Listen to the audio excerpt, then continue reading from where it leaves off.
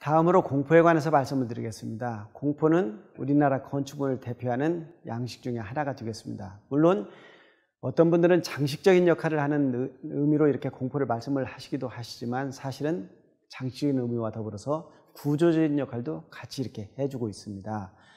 공포는 여러분들이 보시다시피 기둥 위에 이렇게 그 포라고 우리가 일반적으로 얘기를 하는데 꽃처럼 이렇게 되어 있어 가지고 기둥 머리 위에 얹는 부분이 되겠습니다. 이 공포는 우리가 일반적으로 지붕을 한옥에서 지붕을 보면은 그 지붕이 굉장히 넓습니다. 특히 정면도에서 보시면은 지붕 부분이 몸체 부분보다 훨씬 이렇게 넓어 보이는데 그 무거워 보이는 시각적인 의미와 하중, 그러니까 지붕의 기와는 흙으로 만들게 되고 그 다음에 그게 더군다나 검정색이 됩니다. 그리고 그 안에 또 흙을 깔고 그 다음에 목재로 틀을 만드는 부분들이 있기 때문에 굉장히 무겁습니다.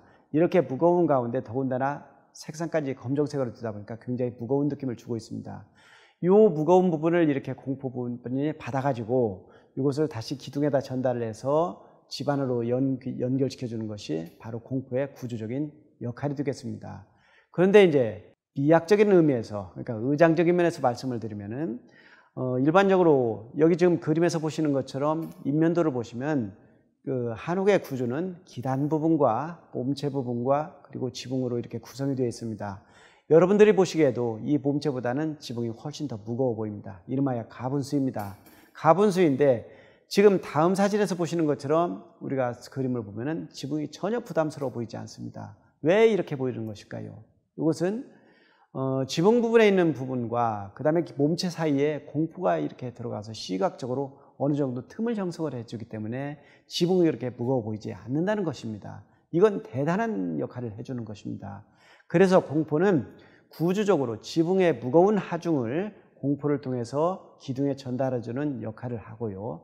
그 다음에 의장적인 측면에서 지붕의 무거운 부분을 시각적으로 부담스럽지 않게 보여주는 그런 역할을 해주게 됩니다. 그래서 공포가 한국 건축에서 대표적인 부분 중에 하나가 되겠습니다.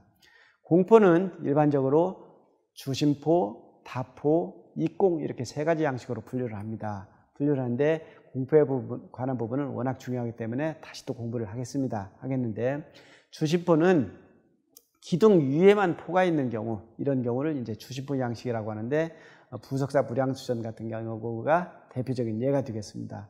다포식은 기둥 위에만 포가 있는 주심포 양식에 기둥 사이에 포가 또 존재하게 됩니다. 이름하여 기둥과 기둥 사이에 포가 있다고 해서 주간 포작이라고 합니다. 그래서 그 주간 포작 사이에 포작이라고 하는데 이것이 기둥과 기둥 사이에 포가 있어서 이렇게 넣는 것을 다포 양식이라고 합니다. 그래서 어떤 건물에서는 기둥과 기둥 사이에 포가 하나 더 들어가기도 하고 어떤 건물에서는 두 개, 세 개가 들어가기도 합니다. 이것을 다포 양식이라고 합니다.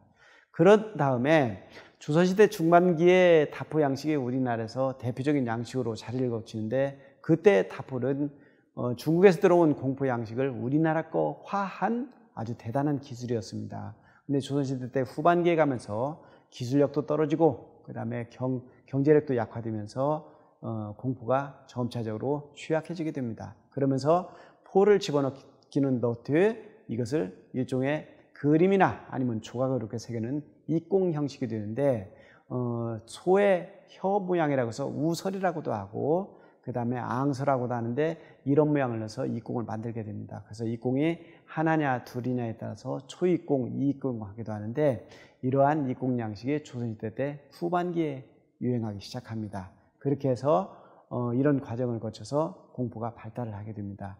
그런데 우리나라의 특이한 공포가 하나가 있습니다. 하항구조라고 하는 겁니다.